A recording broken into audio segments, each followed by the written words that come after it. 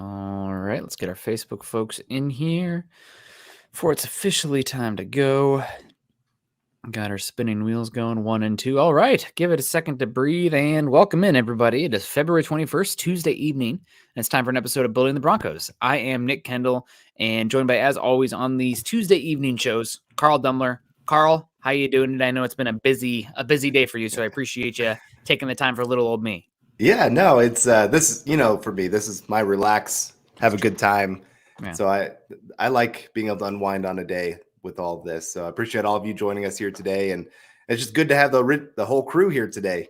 Yeah. Everybody's been hit and miss on vacations, which I get. It's our kind of off season, and before we get ready going here a couple weeks, we'll start doing combine, next free week. agency. Yeah, I guess it's next week.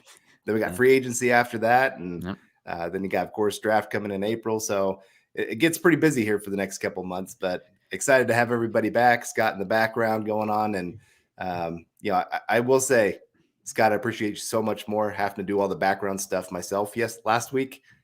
And, keeping track of all the Facebook comments and everything else. So I just wanted to give a big shout out to him back there. But yeah, good to see you, man. How's Hawaii? Hawaii was great. Talked about it a bit with Scott and everybody, but did Big Island. Sometimes, you're on vacation. It's like, okay, I'm exhausted. I'm ready to come home. I could have probably spent another 3 or 4 days there still. So I guess that's a sign of a good time. Great people, good time, expensive, but I live in Seattle. So I was expecting like the shell shock. Oh my God, gas is so expensive in Hawaii. It's not that much more expensive than it is already out here in Seattle. So it is what it is. But let's say hello to some people coming in. First, I want to give a shout out to people coming in and giving the likes and the hearts on Facebook. George Fox with the thumbs up. Thank you so much. And we got Jesse Francisco Sanchez with the hearts over on Facebook. You guys be like them, joining us. Click the thumbs up. And we got Kevin Gray in the house saying, I don't know, but I think the will evening Broncos country. I think he's talking about the Draymond Jones question here. Well, either way, good to see you, Kevin. I don't know if they'll tag him. Yes, absolutely. We got William coming in saying I'd only give him $12 million at the most. Franchise tag is way more than that, and I just don't think he's worth that. Carl, what do you think Draymond Jones's market is going to be? Because I keep seeing this number. I think Scott threw out 12 earlier. How much has the salary cap gone up in the last year? Like 5%, 6% or something? Usually I'm thinking he's going to get something like 17.5 average per year. That would be my guess. Just one, you got some teams that have big money that they need to spend. So they're actually, I think there's 4 teams. So we're at the end of a 3-year window of teams having to spend their 90% of their franchise or their cap money. And there's 4 teams that are way under right now. They're going to have to spend huge this offseason. Bears, Falcons, Cowboys, which really surprised me. And I can't remember what was the 4th team. But I have no idea. Yeah, but anyway, and some of those teams have some major cap to go out there and spend. So they can overpay and do just fine. It's not going to be a big deal. But I think if he hits the market, he's going to easily get that 17, 18 million in the Broncos. And I think he's one of those guys who's going to sit there and say, I want my money.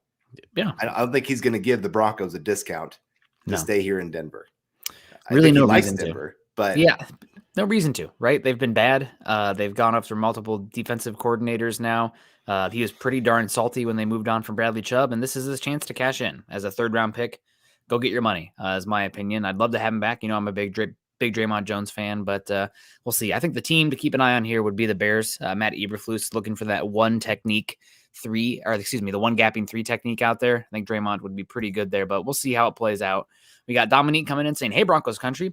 I look forward to these podcasts. What do we look forward to hearing from you, Dominique? Thank you so much. Day and night, you guys keep me interested. Keep up the great work. Well, that's what it's all about, the content. We got plenty to say about the content that's being produced. Kevin Gray, best Broncos podcast I know. Thank you so much, Kevin. We appreciate it. And $25 coming in from EJ saying, I say use the non-exclusive franchise tag. Match if you want. Get 2 first-round picks if you don't, assuming I understand correctly. Yeah, there are different levels of the franchise tag. There's a non-exclusive. There's the exclusive. And the Broncos I don't think it saves them that much money, the exclusive versus the non-exclusive. But certainly, if somebody wants to pay him and give up 2 first-round picks on the big contract, they won't, then that's fine. And I would assume that if they do put the tag on him, it will be the non-exclusive. Yeah.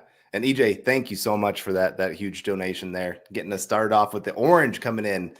And it'll be interesting. One other thing is the Broncos are looking at changing up their uniforms. So if anybody has a picture of what they want the uniforms to look like, send them over to, I think, is it Leach is the one that's looking at them?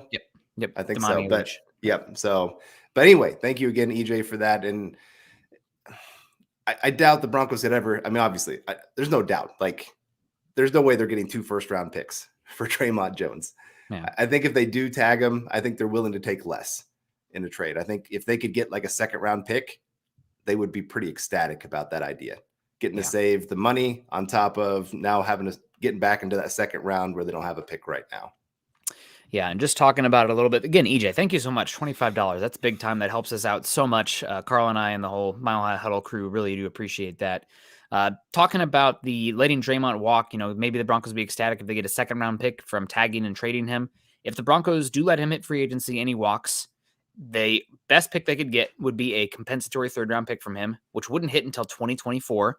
And that's not a guarantee, because if the Broncos go out there and sign somebody to a relatively equivalent contract, those picks cancel each other out. So no guarantees on the Broncos getting compensation back for losing Dre'Mont Jones. They can kind of not cheat the system, but go out there and sign, instead of guys who hit free agency, the ones who are cap casualties, and sign those guys. Those don't count against the compensatory formula, but it's a long game to play. And if you can get a mid third round pick, late second round pick now for him instead, definitely something you would rather do. But that means another team has to give it up. So we'll see how it plays out. But Dre'Mont Jones, definitely the topic here. We're going to get into Mike Klis's tweet here and talk about what his market could be, what the tag would look like. And first, Michael Rome coming in saying, I like Dre'Mont Jones, but not at the price it's going to take to re-sign him. It's probably best to make an offer, but walk if that offer's too high. Maybe tag and trade would be a good idea.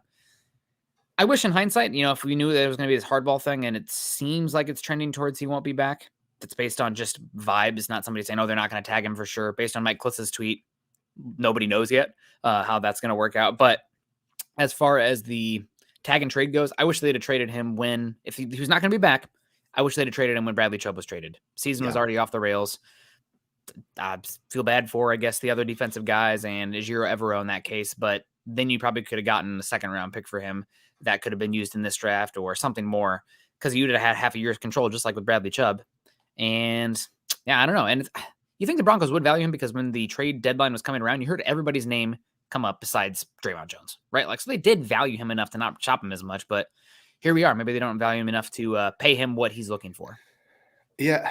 And I guess, do you want to read the Mike Klis tweet so we can kind of get a little bit of a picture of what's going on there? Sure. So 2 tweets coming this morning at 6:28 Mountain Time. First one coming in at 6:11 actually, says from Mike Klis, Channel 9, Denver Broncos insider, says while the franchise tag window opens today, Broncos not expected to consider it with Dre'Mont Jones till March 7th deadline. So they're going to run it down to the wire. Even then, they may pass in hopes of working out a deal by March 13th, 15th free agent opener. Broncos love Dre'Mont, may not love the tag prices of 18.94 for the defensive tackle and 19.73 for the defensive end. He then quote tweets his own tweet and says, then again, no team ever likes a player's market this time of year. This figures to be down to the deadline negotiation with Dre'Mont. He's a very good player. It's, quote, we can't afford that, end quote, versus, quote, we can't afford to lose him, end quote. Dilemma, not decided till the deadline pressure from both sides. So Broncos still have that tag in there. This does not read that they won't tag him. It's saying that they wouldn't like to tag him. Obviously, it's expensive to do so. I do think it's interesting that he throws in there the value of defensive end and defensive tackle. I think that could be an interesting situation here. Maybe he'd even go to an arbitration process for Dre'Mont Jones. It's only God, send it to me, but it's only like with the difference of like 8 million. About 0.8 million. God, give that to me, please. That would be incredible. Somebody do a super chat at 0.8 million. God bless you. But no, it'll be interesting to follow it here. And Klis pretty much says Broncos don't want to tag him. They still might tag him. They don't want to. Yeah. And we got Naj coming in with a 1999 super chat. Thank you so much, Naj. Saying, hey, brothers, after Chubb was dealt, the D-line struggled mightily. Then when Dre'Mont was hurt, the defense was downright horrific last few games. If he's not back what will the team do? That defense could be in real trouble. And you're right. The problem was once Chubb went, obviously then everybody focuses on Dre'Mont. We're going to double him. We're going to make anybody else beat us. And he was struggling at that point. I wouldn't say he was struggling. I mean, he was handling his double teams It's just nobody else was stepping up to fill that gap that was left by Bradley Chubb. And so that is something that you're kind of looking at of saying, what are we going to do here to fill this gap if he does walk? Now, the nice thing is the free agent defensive line class is actually pretty darn good. I think there's going to be some decent names hit the market. I know you got the 2 Philadelphia guys, Fletcher Cox, Javon Hargrave hitting the market. Dalvin Tomlinson, I've been a big fan of his for a long time. Somebody that is familiar with Sean Payton is David Onyemata. He was another one that had his contract voided, so it doesn't count within the compensatory picks. So I think the Broncos would probably look pretty darn hard at him. Ashawn Robinson, Jordan Phillips, Deron Payne is another one that's probably going to get a pretty darn big contract hitting the market. Chris Wormley, Sheldon Rankins. So like I said, there's actually some decent names that you could look out there. I don't know if they're going to bring everything that Dre'Mont brings. And I think you could probably say Dre'Mont is now really entering into the prime of his career, where some of these guys are maybe coming out of their prime. So you got to factor that within all of this. But so I don't think it's kind of you're completely lost if he walks, but you definitely want to get him back here if you can. Yeah, thank you so much, Naj. Defense could be in trouble. I made this point as well. Broncos defense as the season went on got worse and worse. Granted, towards the end of the season, you had that crazy output game from the Rams that really small sample size weighs it down. And then also 2 games against the Chiefs, which hurts as well. So definitely losing good players means your team is going to be worse. We got Gary Palmer coming in, $4.99, saying, hey, Nick, Carl, and Scott, just giving a little love. Gary, that's a lot of love. We really appreciate that. $4.99, MHH for life, #Buckham. Thank you so much, Gary. And a little love also, a lot of love coming in from D-Generation X, rocking the, BMX helmet there, looks like, saying, who would actually trade for Dre'Mont if they actually do franchise tag? Can't see a team out there that would pay that. But if there is, what do you think they'll get in a trade for him? He's a pass rusher from the interior defensive line, and there are only about 10 to 15 guys in the league that you can count on to do that from that position. He's also versatile in what he can do, 3 technique, 4 eye, even some 7 technique for the Broncos. They like to use him as a heavy edge this season in the twist and stunt game. So he's a versatile young player. Somebody's going to want to pay him. As far as the tag and trade goes, you don't see that very often. So I would reckon it wouldn't happen just because it's pretty rare in general. But that said, what could you get for him? You don't have any cost control left, but Bradley Chubb only had half of a season of cost control left, and they still traded a first for him. So I'm guessing you could probably get a mid-second round pick, lower second round pick. But again, you don't see it happen very often where a guy is tagged and traded right before they hit free agency. Yeah. Like I said, there's a lot of teams that have tons of cap space trying to figure out what they're going to do with it. I think they'd love to get a player of a known commodity to him, that he's bringing what you need. And so I think you'd have a few teams probably bidding on him, and you could maybe get that bid going up because, it's kind of the same with Bradley Chubb. There's quite a few teams going, hey, maybe this is that one player that kind of gets us over the edge, and we don't want to have to, negotiate in the offseason with 30 other teams that are trying to sign him kind of thing. I guess it'd be 31 if the Broncos were still trying to sign him too. But like I said, I still think the Broncos really do want to get something done. Yeah. But they just don't want to obviously pay more than they have to. No team does. But they really, I think they have a number set in their head right now of what they think he's worth. And unfortunately, I think Dre'Mont's going to be more than that by probably about 4 or 5 million. And it's part of the negotiation process. They start high, we start low. Hopefully we can find something in the middle. I just worry about, again, that stubbornness of Dre'Mont, that he's just going to say, I know my value. I'm going to go get it. I don't know if I'd use the word stubbornness, but the resolve. He wants that money, and God bless him. I am going to. Yeah, I don't fault him for it one bit. No. But D Generation X, thank you so much for your super chat there. Yeah. Really, really appreciate it. Yeah, 100%. We really do appreciate that. There's that 100%. I'm trying to get rid of that one. I missed it. God. Michaela Israel saying, good evening, Broncos country. Good to see you, Michaela. We always appreciate you. Jonathan Peterson, the defense was better as a collective than individuals, barring a couple of standouts like Simmons and PS2. Yeah, that's true for every single defense, right? But defense, I think, is more talent-based than the offense is in terms of scheme versus the actual talent on the field. You got to have the horses on the defensive side. You're right that you named the 2 All-Pros out there, but after that, the Broncos defense really is a bunch of solid players, average players, but there's not many difference makers specifically on that front seven. I think DJ Jones is a B level player, but if you lose Dre'Mont Jones, after that, it's, I mean, a bunch of C's, yeah, a lot of question marks, I guess, but a lot of like C, D level talent out there beyond Draymond Jones. I really like the talent of Randy Gregory. He's never available, really. He's always injured. Baron Browning, also an upside player, but maybe better as like the super sub, like third edge rusher that you have rather than a starter. The linebackers are both solid. I'm not here to overpay for linebacker. You don't have to have a Al Wilson out there, Brian Urlacher, to have a great defense. But on the defensive line, you need some dudes, and this defense doesn't have it, apparently, as Jonathan Peterson is saying there. Let me ask you this. Since we don't know who the defensive coordinator is yet, let's say it is between Vance Joseph and Rex Ryan. Seems like those are kind of the two big names still left out there that, I mean, there's some others. Desai's still out there, but it seems like it's kind of those two are the main talking points. Does it change your perspective on how much you're willing to pay Draymond Jones depending on which one of those coaches you get? They're both very blitz happy 3-4 multiple defensive looks from that defensive line that you're looking for. So no, not really. I think Draymond Jones would be a good fit in either of them with the twists and stunts they'd want to do and the pressure packages. So versatility up front is great, and being able to play multiple gaps is great. So I think that both of them would fit. The Vic Fangio style defense, even though the Broncos drafted Draymond Jones, was that Vic's first year here? I believe so. I don't know if he's really as much of a true, run defense, rush the quarterback, but while also still having gap control of the other gap that you're trying to press. So the gap opposite you're trying to press. So maybe not ideal for that package, but we saw him really good this season with the versatility where you are trying to create one-on-ones with pass rushers, and Draymond Jones a lot of times was highlighted with those one-on-ones. So yeah, I think Rex Ryan or Vance Joseph, if either of them got the job, Draymond Jones would be a really good player for them in that scheme. And if they lost him, somebody they would have to try to replicate the role, because I don't see anybody else on here who can rush the passer from the interior like he can, even close. Right.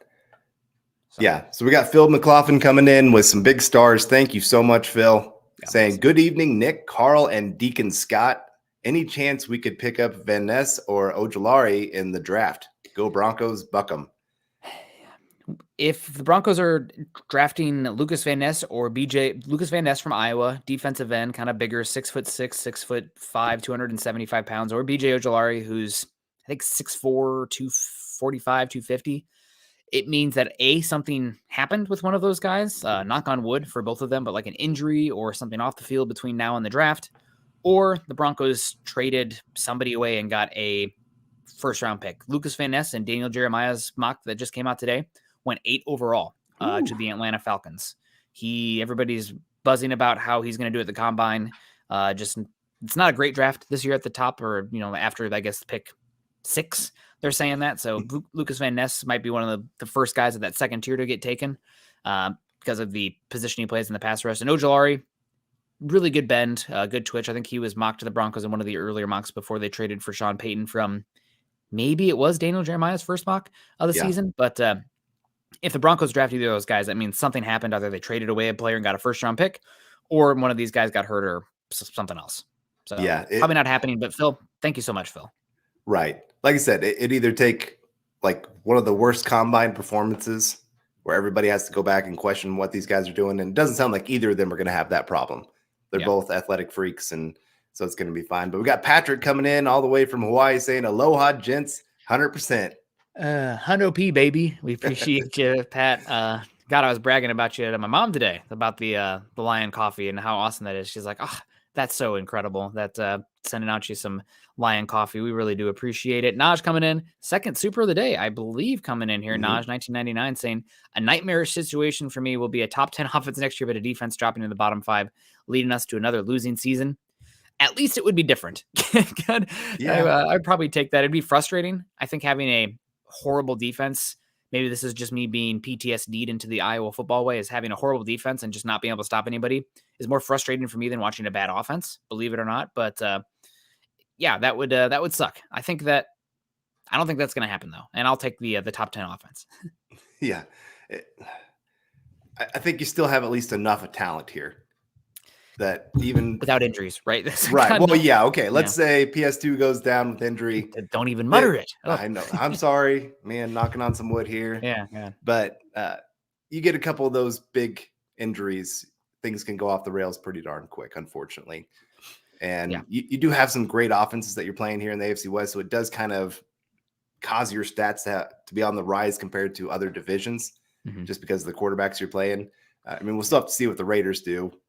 Still some talk about them going after Aaron Rodgers. I mean, can you imagine 6 games against Aaron Rodgers, Patrick Mahomes, Justin Herbert? We're probably going to get a solid draft pick. God, who knows? Maybe probably not that bad, but that would be really insane. Yeah. That's a nightmarish scenario. Thank you, Naj. Not nightmarish, double dipping on the super chats today. Just how heavenly dream scenario, top 10 offense next year. Let's cut it off at that. That's what I'm choosing to read. I'm having selective reading. Adam Strange, what's up, Bronco Maniacs? Good to see you, Adam. We got I'm the Man coming in here saying good evening. Good, thank you, I'm the Man. Also, good evening, Michaela. Michael Rome always coming in here. What's up, guys? Evening, gents. We got MG coming in saying, what up, MHH fam? What up to you? Hope you're doing well. Jace Sawyer saying, tag Dre'Mont pretty please. Possibility. And if the Broncos do tag Dre'Mont, unlike what Anthony says here, is let Dre'Mont walk, he isn't happy in Denver, then I'm not thinking he's going to play on that tag.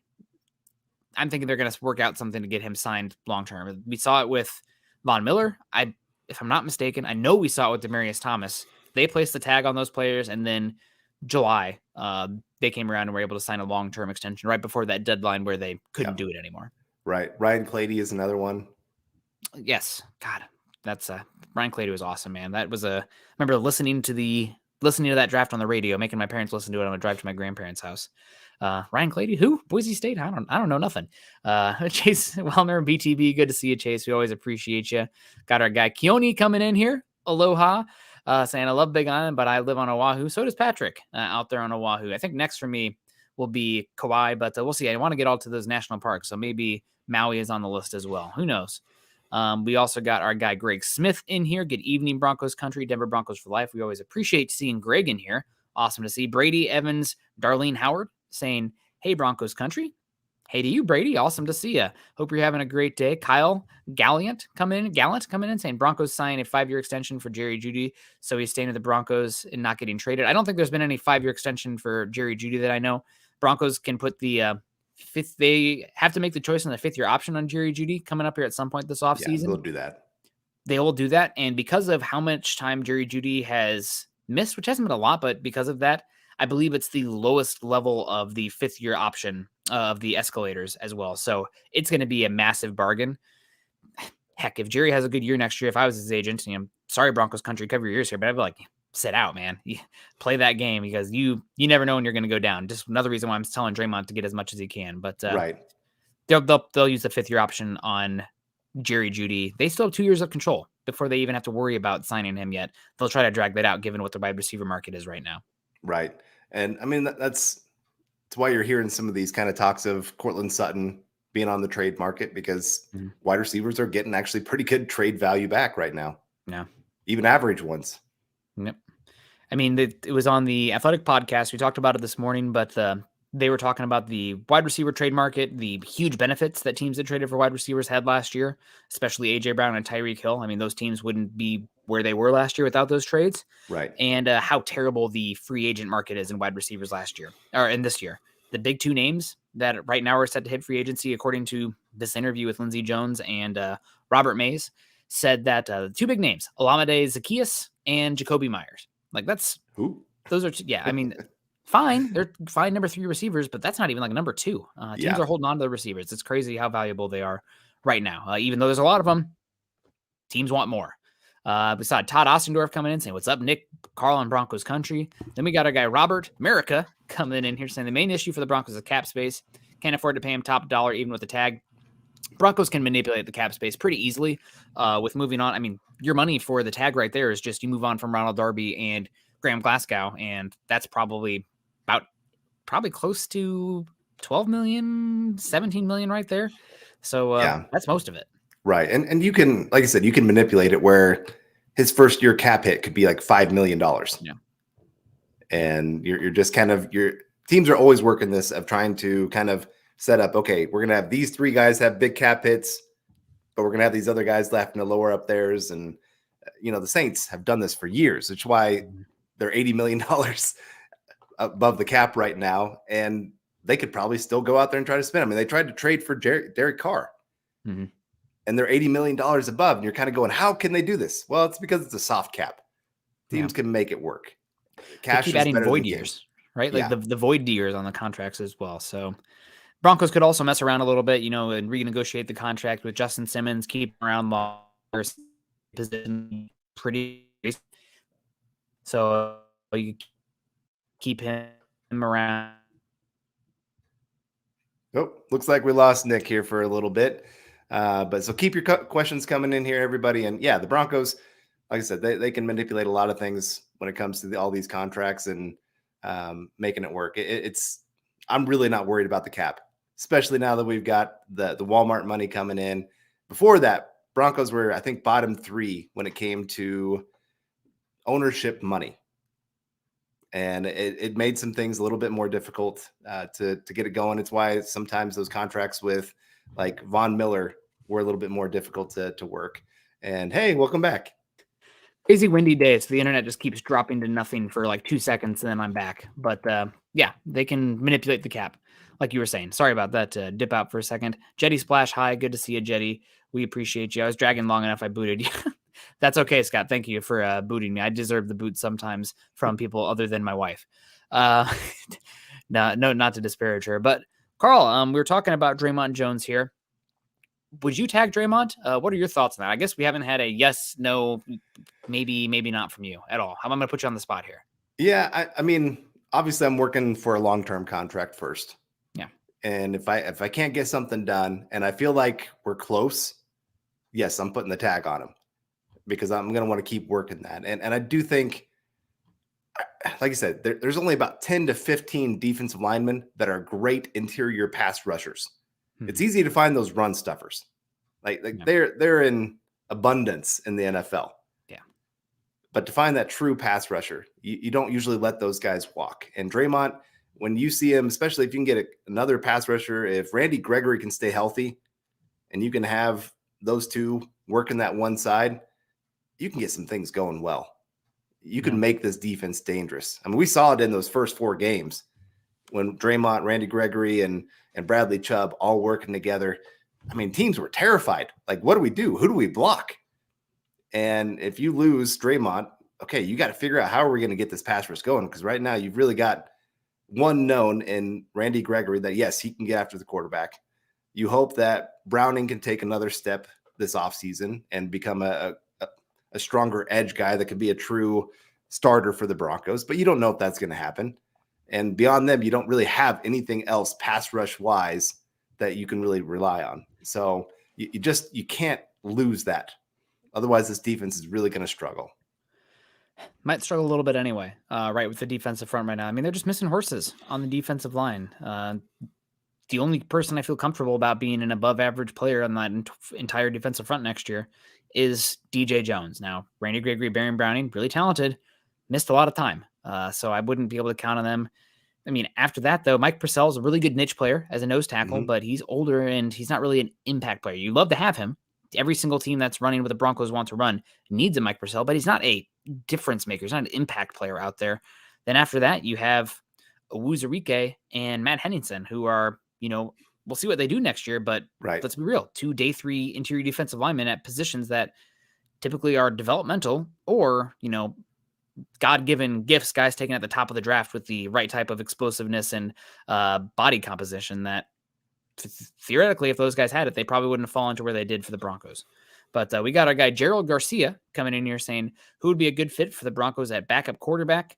I know that there was an article done by NFL.com suggesting Teddy Bridgewater would be an interesting one given his relationship with Sean Payton. That would be pretty funny. I mean, God, would it be? Let's just bring back Teddy Bridgewater and Andrew Luck. Let's just burn it to the ground. Just absolutely hilarity. But my guy has been Jacoby Brissett.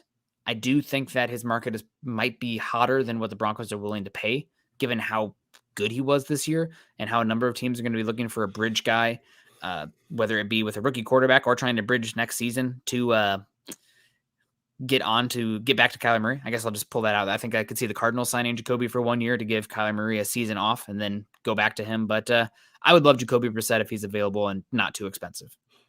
Yeah, I think you're looking at the second tier of quarterbacks that are going to be hitting the market. Like you said, just the Broncos want somebody that can come in and start if need be. And like if Teddy Bridgewater, he could come in and start. He's had plenty of starts in the NFL.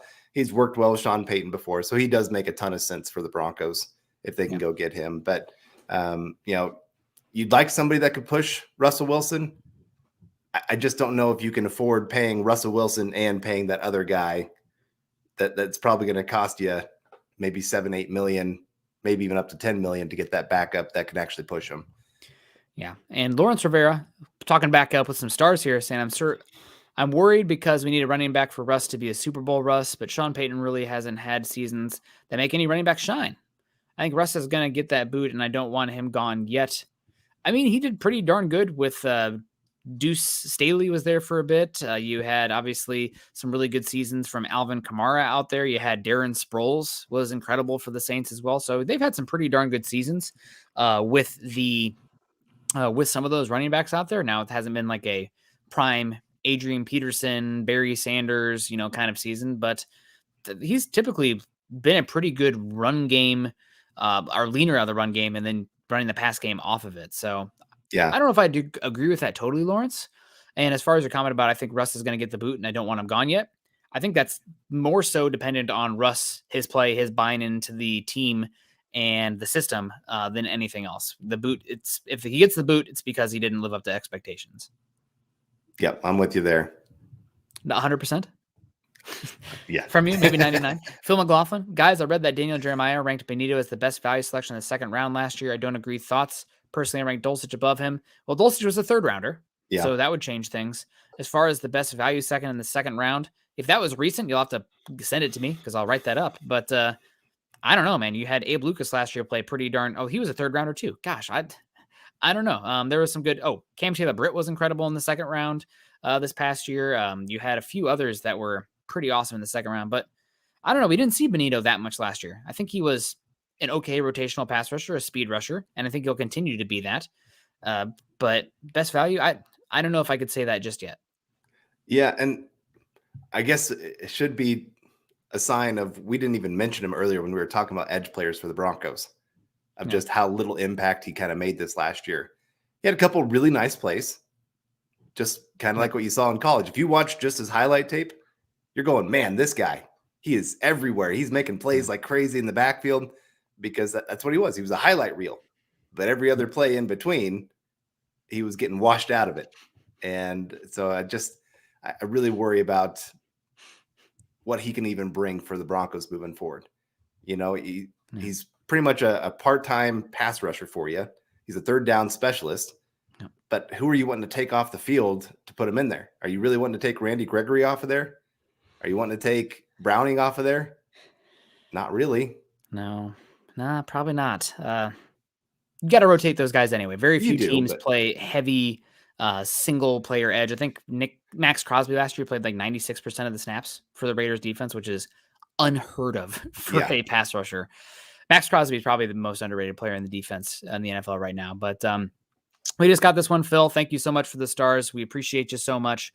Hope you're doing well and always appreciate you coming in. Always love that old D helmet as well. Rocking the stars there. We had Michaela coming in here asking, Klis thought we'd hear about the defensive coordinator announcement today or tomorrow. It's coming soon. I would not be shocked if we heard about it. I was hoping for today, Carl. Yeah, I know. Tuesdays, I kept refreshing all afternoon going, come on, give me that information. Make it a Tuesday. And they just didn't do it. But I guess money on the table. Who you betting the Broncos are taking a defense coordinator? I'm going to go Rex Ryan just for the content. Give me that sweet content. I need that press conference once a week. It's going to be a great time. I don't know. We'll see what happens here. Vance Joseph had a 4.5-hour interview today with the Eagles. Apparently they're going to have another interview tomorrow. They interviewed Jim Leonard yesterday. That's the Eagles, not the Broncos. So we'll see. I'm not all the way against Vance Joseph either. I think that he kind of gets a poor rep for a horrible defense in Arizona, and a defense that's not very well crafted also. I mean, their defensive line, cornerback combination talent might be the single worst in the NFL. And if you've been listening to Building the Broncos at all, you talk about defenses, I would spend every single pick I possibly could on the defensive line at the cornerback position, forsaking linebacker and safety for cheaper later round guys. Cardinals did not build that way. They spent picks on safeties and linebackers, and it's got them a pretty bleep poor defense. Yeah. I think part of it is obviously his time here in Denver. He followed a really bad situation, or not. It was a really good situation with the Broncos defense being so great. How do you live up to that? That was always going to be the problem with him having to come in. And it's kind of be the same with any defense coordinator that comes in this year. Evero did a great job this last year and had the Broncos for the most part, at least for half the season, playing like a top 3 defense. And then some trades happened, some injuries happened, and things went downhill pretty quick. But for the most part, like I said, he had this team humming. It was the only thing that kind of kept him in games. Yeah. So can any defense coordinator live up to that? And I think VJ is going to have to struggle with that because, like I said, if you lose Draymond Jones, that's a huge piece that you're missing. Obviously, Bradley Chubb's already gone. And I think a lot of the resources on this team are going to be used to build up the offense in Sean Payton's image. So you're going to already be dealing with a defense that's probably not hemorrhaging talent, but leaking talent. So it's going to be a tough situation. Don't get me wrong, Chad. There's probably some people, Nick's stupid. Vance Joseph, are you kidding me? He had the number 6 overall defense in football, both in DVOA and EPA per play in 2021. I think they had a top 10 defense the year before that as well. He's been okay. I think he's probably a B- level defensive coordinator. It's going to be a step back from Ejiro Evero, but I feel like I'm having a hard time getting too upset about it because this is going to be a team that's going to be trying to build on the offensive side of the ball with Sean Payton. And thank God, because it's been just so painful for so long here in Broncos country, covering the team, cheering for the team, et cetera, et cetera. So we got our guy, Aaron Johnson first. I love the show. Keep up the great work. Thanks so much. We appreciate you, Aaron. Hope you're doing well. Hope you have a good one. William come in and also saying he thinks it's going to be Rex Ryan. Honestly, that'd be awesome. I'd be curious to see what the defense looks like for Rex Ryan because he was playing in an era, even, 6 years out of the league now? Even 6 years ago, we saw way more base package defenses, 3-4, 4-3, bear 4-6 front. He'd run some of that sometime dating back to his dad, Buddy Ryan, with the Eagles. But now we're still seeing, 3-4, 4-3, but most teams have evolved into a 3-3-5, 4-2-5, 5-1, as we saw last year. The Broncos running that penny personnel. What does Rex Ryan's defense look like in a sub-package league? How do the run fits match into that? What coverage does he lean into? Game's evolved a lot the last 6 seasons. And we can thank Patrick Mahomes and Andrew Reid for that. Yeah, for sure. So, like I said, it would be fun for the interview part of it. Part of me would hope that the Broncos would get some of these, like the HBO specials and get on Hard Knocks and get Sean Payton and Rex Ryan featured going in those practices. And I messaged somebody the other day because they were asking if I was going to make it out to training camp this year. And I said, yeah, I think I'll try with my son. I said, but if they hire Rex Ryan, I might have to get him some earmuffs going for all the language that's going to be spoken out there. But like I said, it'd be fun. It'd be fiery out there for sure. Yeah, absolutely. It would be interesting if it was Rex Ryan, no doubt. If it's Vance, it's fine. I'm not over the moon about him, but I don't think it's the end of the world also. Zebulon Omega, Kevin Lind coming in saying, any surprise cut or trade candidates for the Broncos? Don't know if there's any surprise cut candidates. I guess the only one that would be a big surprise would be he'd be more likely trade than cut, but like Garrett Bowles, maybe if the Broncos approach him with a hardball offer and say that we need you to take this restructure or we're going to ship you, and he says no, then you could see him being a trade. That'd be a surprise. And the other one, in an interview on Monday with the Ringers, Lindsey Jones on the Athletic podcast, referenced it earlier. Cortland Sutton was a name as well that apparently has been getting some buzz around the NFL as potentially being available. So yeah, those would be the two big surprises for me. I'll throw one out to you. What do you think about Brandon McManus as a cut? Yes, I guess that's a good qualifier. That's a solid one as well. You don't reap that much reward from moving on from him, and it's always a little bit scary to go play specialist position roulette because that can be really hit or miss out there. Yeah. But he didn't play very well this season. I think I'd be willing to give McManus another season with a different holder in Denver because I think a lot of his issues this season were because Corliss Waitman struggled with the exchange, and also we had issues with long snapper as well, an injury guy going on IR, different long snappers. So you don't get much financial benefit from moving on from him. I'd be willing to give him one more season, and then it's easier to move on after 2023. But if they did move on from him, yeah, somewhat surprised. A 6 out of 10 on the surprise scale. Okay. Well, I mean, that was the question. Yeah, any surprise cuts. So that's one I could see, just like I said, with the new special teams coordinator coming in, maybe they want to go get their guy. Waitman, I'd be really shocked if he's still on this team this year. Way. Yeah. But we got Michael Ronquillo coming in. Michael got one of those Buckham shirts. If anybody's on Twitter, you can go check it out. But good evening, Nick and Carl. I'm building the Broncos. Go Broncos and Buckham. Thank you so much, Michael. Good to see you here.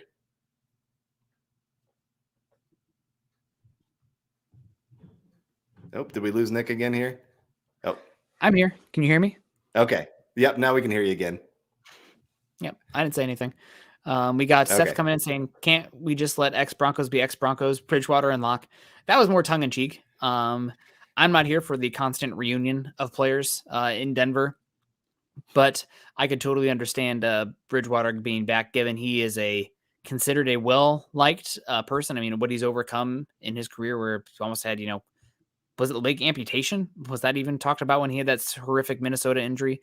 To now connections with Sean Payton out there. As a backup quarterback, you could do much worse than Teddy Bridgewater. And circling back to the backup conversation, with Bridgewater or with any backup quarterback, it's not just, competing with Russell Wilson. It's if Russell Wilson stinks next season, again, like he stunk in 2022, Broncos might want to move on to a backup quarterback, because then they can protect themselves from injury guarantees. There's a huge amount of money that becomes guaranteed, I think, the 5th day of the league year in 2024.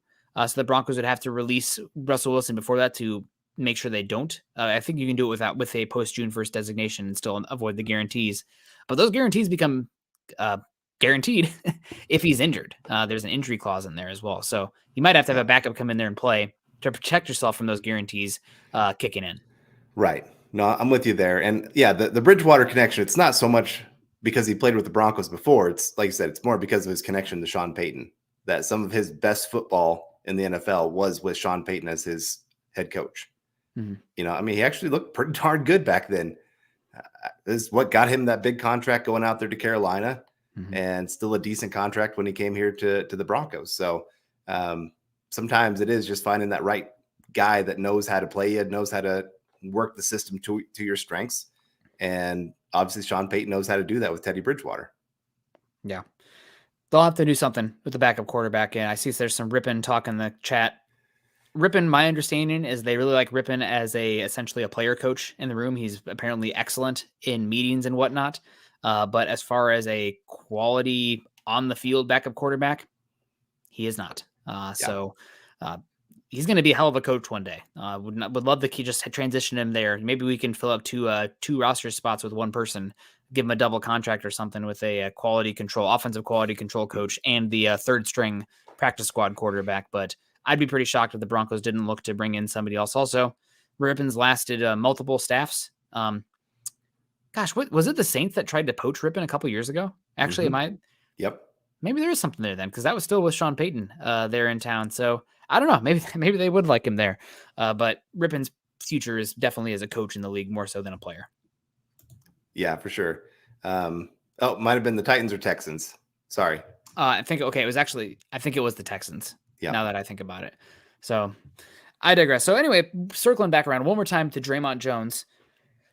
Do you think this could get ugly as far as the type of tag the Broncos placed on him for the position? Now, I know that he is listed as a defensive end because the Broncos have mainly played a 3-4, but he's not a defensive end in the terms of Von Miller, TJ Watt, Max Crosby, Nick Bosa, go on and on, Joey Bosa, Myles Garrett.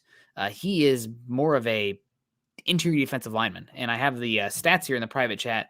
In his career, last year, Dre'Mont Jones played 451 snaps at defensive tackle compared to 224 at end. Defensive tackle to me is interior defensive line, right? And then end is edge.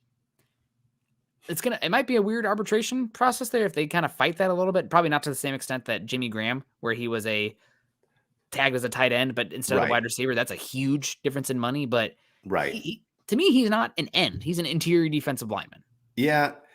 I think, to me, if you have high hopes of getting him signed to a long-term contract, you do everything possible to not upset him. And so maybe that is part of it, of saying, hey, we're going to tag you as an edge. So if we don't get something worked out, you're getting an extra $800,000 or whatever to play for us. That's how much we love you. So I think sometimes you got to do that with these players a little bit, because it becomes very personal. I know, like, NFL teams, they view it as, this is business. This is how we have to be. Mm-hmm. But for players, like, this is their livelihood. Like, this is everything. And especially this one opportunity to get, for most of it's that one opportunity to get a big contract. Maybe they get that second big contract, but for the most part, it is this one chance. And if you're seeing a team that's really trying to lowball you, I kind of remember that with when John Elway was kind of running things. There's a lot of players really upset with some of the contracts that he would put out there. He'd really lowball them, and it became very, very personal for some of them. Malik Jackson was one that kind of spoke out about that quite a bit after he left the Broncos. And so I'm hoping that that's not what they do here. I'm hoping that they show him the respect and let him know, hey, we really do value you here in Denver. Yeah. It will be interesting to see how it plays out. It's a business at the end of the day. I don't know how much you've been following the baseball arbitration, but they go at those guys out there, and they're their own team, their own players. And they're like, oh, he didn't do this, this, and this. It's like, damn, that hurt. But typically at the end of the day, if you show them the money, it's not going to matter so much. So I would try to save that $0.8 million, just because if he does have to play on the tag, then also, let's say you do tag him on that. Maybe it's the difference between a second round pick and a third round pick from a team, because they were even being able to trade from him from that $0.8 million contract. So I would definitely try to do on the lower one. If it hurts his feelings, you're going to get paid. You're going to be crying with money here in 4 months anyway. So whatever. Which rightfully so. Go cry with that money. I don't care, Dre'Mont. You've earned it. Any word on who the offensive coordinator will be? From Ryan Powell on Facebook. Thank you so much, Ryan. He says, I know Sean Payton will be running the show. Who would you guys like to see as the offensive coordinator? There's been some talk about Joe Lombardi. I know that there's been some talk about potentially David Shaw out there. There was Vinny Curry, as I believe the name was Vinny Curry. I could be mixing up. He went back to the Saints. It's not Vinny Curry, though. Vinny Curry was an edge rusher from Marshall who played for the Eagles. That's the name I'm definitely mixing up there. It's something Curry. But I'm not sure who it was. Scott says it was Ronald Curry. There we go. So knew it was Curry something, but those are the names right now. I'd love David Shaw in here. I know that Peyton and Shaw have a history in the past, coaching together, I believe. So that would be my choice. Yeah. I mean, I would be shocked if Lombardi's not some kind of person within this staff, just because he's spent so much time with Sean Payton, whether that's offensive coordinator or passing game coordinator, something in that kind of line, that he'll get a job here with the Broncos. It's kind of the same with like Chris Richards. He got interviewed for the defense coordinator job. I doubt he gets the defense coordinator job, but he'll probably be on this staff in some way, some form. As long as it doesn't cost them Parker, then I'm okay with that. But we'll see about the offensive coordinator for the Broncos. It'll be interesting. Giorgio comes in, says Rex Ryan as defensive coordinator intrigues me. He would be intriguing, no doubt. I do worry that whoever they bring in is going to be a somewhat of a step down from what they had last year. But I said the same thing a year ago when the Broncos moved on from Vance, from Vic Fangio. And Ejiro was pretty damn good. I think the key is you got to have a V in the name. So anybody out there, Vex Vian, maybe, who knows? But Carl, I think we're probably going to start to wrap it on up here. Obviously, we've talked a lot about Draymond Jones today. Any other topics that you were interested in, or anybody on the chat? If you have any super chats, anything you want us to dive into, be happy to do so. But we're putting in that final call for the bringing the bell for the super chats there. I guess I wanted to ask you, since we talked about some free agents, is there like one free agent that's kind of at the top of your list right now that you're looking at saying, I really want that person to be a Denver Bronco? Oh man, putting me on the spot on that one. Isaac Semialu, I think, is a guy that I'd be really interested in. He's played some really good football for the Eagles over the last couple of seasons. From Oregon State, I remember liking him a lot coming out of the draft as well. Pretty solid athlete, not the biggest guy in terms of the overall frame, but been a really good guard for the Eagles for a number of years. I think he could play some center if you wanted to as a pitch, either guard position.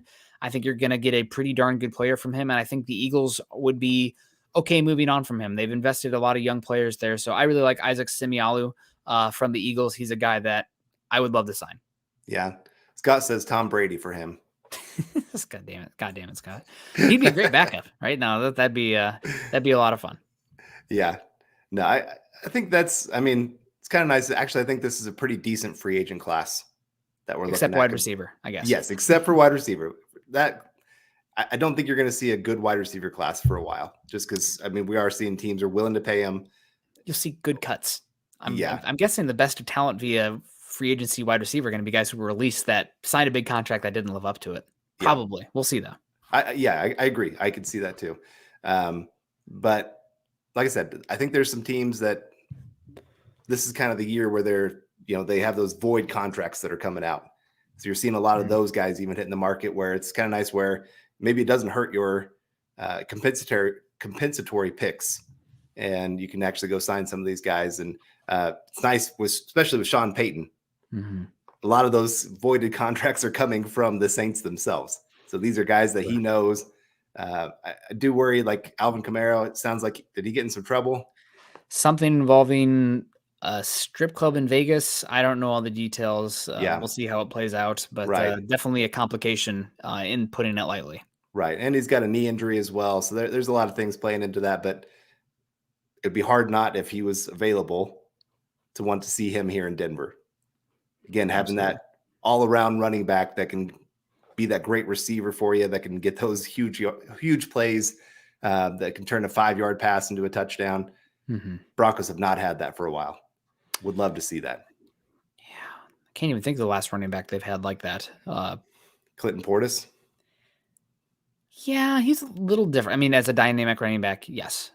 He was a little different, though, because he was such a downhill, thoroughbred type of runner, where Alvin Kamara is a something into nothing kind of guy. Michael Ronquillo coming in and saying, great show tonight, Nick and Carl and Billy and the Broncos. Go Broncos and buck them. Buck you too, Michael. We appreciate it. Always coming in and supporting us. Carl, back at you, though. Was your question, your answer to your own question there, Alvin Kamara? Who's the one free agent that you were interested in? Well, I think one that kind of intrigues me. I don't know if he'll hit the market just because this team still has quite a bit of money that I think they can spend too. Juwan Taylor for the Jaguars at the right tackle spot. I think they'll let him walk because they drafted Walker Little early in the second round a couple years ago, and he played for pretty well for Cam Robinson this year. So I think Juwan Taylor is going to hit the market. Okay. Well, that'd be one that very much intrigued me for the Broncos. I don't think he'll be the top paid tackle, which is kind of nice, because I think you're going to have guys like McGlinchey. I don't know if he's going to hit the market for sure. McGrary is another one. I doubt he'll hit the market for the Falcons. And so I think you can get him down a little bit more, where it's not quite, you're having to pay the huge money like the Broncos did with Juwan a couple years ago. Man. And so I think you can get a decent contract for him, and I think he'd be a great right tackle for the Broncos. Yeah, and honestly, given the Broncos free agency game with Dre'Mont Jones, maybe having to play the compensatory pick game with him, my number one guy might not even be available yet because I'm probably going to be looking for street free agents, because the Broncos need to find every single way they can recoup draft capital possible. Some of that might come down to losing Dre'Mont Jones and having to play the comp pick game, which is not ideal, but it is something that we're going to have to discuss as well. So, guys, I think we're going to have to wrap it on up in here. We appreciate everybody coming in. Scott's naming some players here interesting for the Broncos. Jesse Bates, I probably wouldn't pay that much for a safety. Juju Smith-Schuster, probably wouldn't pay for a wide receiver this cycle. Marcus Davenport intrigues me a lot.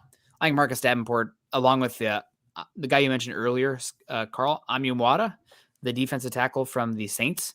I think both those guys are going to be Falcons, because the Falcons' new defensive coordinator is the former Saints defensive line coach, I would assume. And the Falcons have money to spend for days. So I think those guys are going to end up in Atlanta. But we'll see. It's still going to be an open market, and those guys are probably going to go where they feel valued by the dollar bill.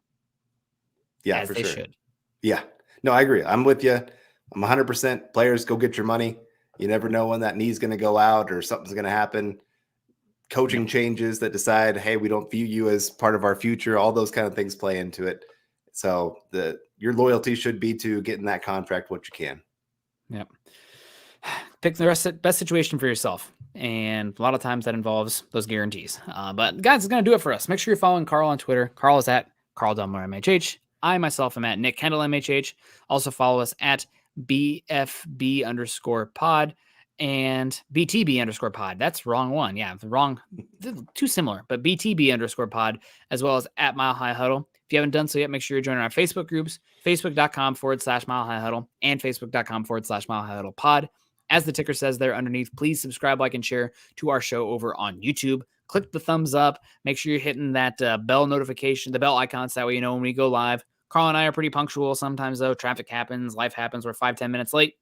You put on that bell notification. That way you know when we go live. But, yeah, guys, a fun Tuesday show. No breaking news today, really, but some Dre'Mont Jones conversation here. Will be interesting to see what's about. We have about 2 weeks until that franchise tag, and we're going to be swimming with information and rumors here coming up here pretty soon. So hopefully my internet's not crapping out. Carl, any final thoughts? No, I just, like I said, I think Broncos need to prioritize Draymond as much as they possibly can. Obviously, there is a number that you can go up to and say, you know what, beyond this, yeah, go get your money. But if they can get something done, it'd be huge for this defense because you cannot lose a core piece like him. Yep. Going backwards if you do. So we'll see what happens, but appreciate everyone joining us today. Thank everyone so much for joining us and contributing to the show. We got Naj coming in a few times today. We had our guy Lawrence Rivera coming in a few times today.